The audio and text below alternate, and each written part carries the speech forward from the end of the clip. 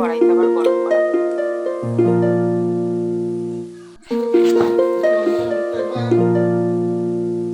Good morning everyone, welcome back to my channel Puja লাইফস্টাইলে। আমি পূজা চলে এসেছি আবার একটা নতুন ভিডিও নিয়ে তোমাদের সঙ্গে।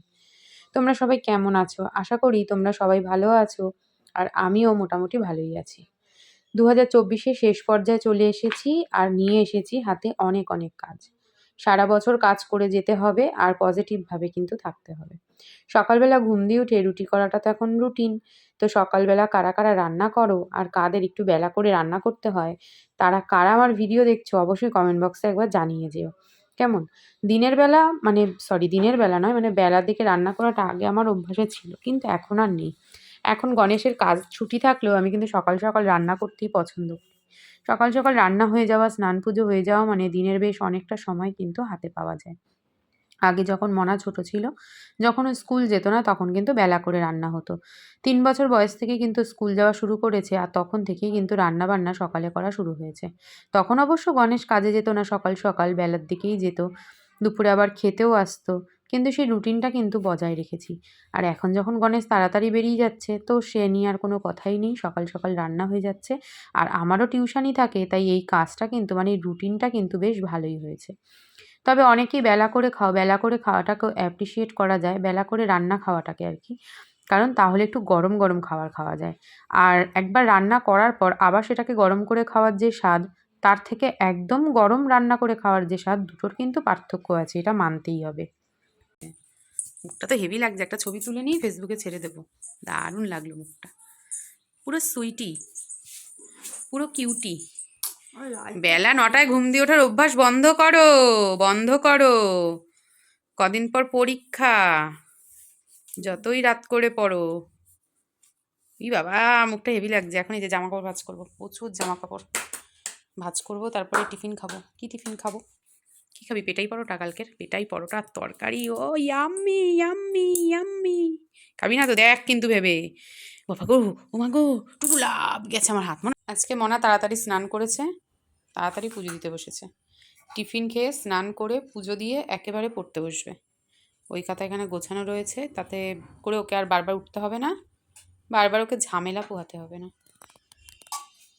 মুখটা ওরকম বেঁকে যাবে যেদিন, সেদিন বুঝবি দেখতে কেমন লাগবে। বল কিছু। ও মা গো, টুরু লাভ।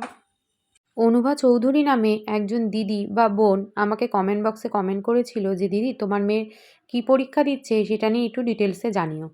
আজকে তোমাদেরকে সেটা একটু ডিটেলসে বলবো। এটা হচ্ছে মক টেস্ট।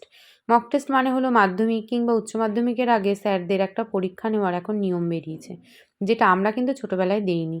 এখন এই নিয়মটা খুবই বেরিয়েছে মাধ্যমিকের সিস্টেমে, মানে মাধ্যমিকে যেরকম কোয়েশ্চেন করে, মাধ্যমিকে যে রুলসে পরীক্ষা হয়, সেই রুলসগুলোকে ওদেরকে একটু আগে থেকে মানে ধারণা দেওয়ার জন্য সমস্ত সেন্টারগুলোতেই এখন ঠিক করেছে যে মানে প্রতিটা সাবজেক্টের একটা করে এক্সাম হবে, সেই টাইম অনুযায়ী, সেই শিডিউল অনুযায়ী যেতে হবে, এবং সেভাবে কিন্তু মাধ্যমিকের প্রসেসেই পরীক্ষাটা হবে।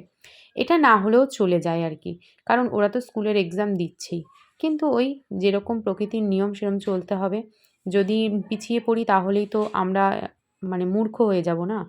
আমরা যদি পায়ের তালে তাল মিলিয়ে যুগের সাথে চলতে না পারি, তখনই বুঝতে মানে শুনতে হবে আমাদেরকে যে আমরা হয় পড়াশোনা পারি না, অথবা টাকার অভাবে আমরা দিতে পারছি না।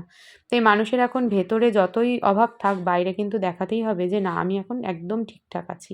তো সেরকমই এটা একটা টাকা উপায়ের মানে ব্যাপার আর কি, আর কিছুই নয়। আমার তো অন্তত এটুকুই মনে হয়েছে। পরীক্ষা সেন্টারে ওরকম দেওয়ার কোনো প্রয়োজনই নেই, কারণ সবাই সবার মতন কোচিংয়ে পড়াশোনা করছে।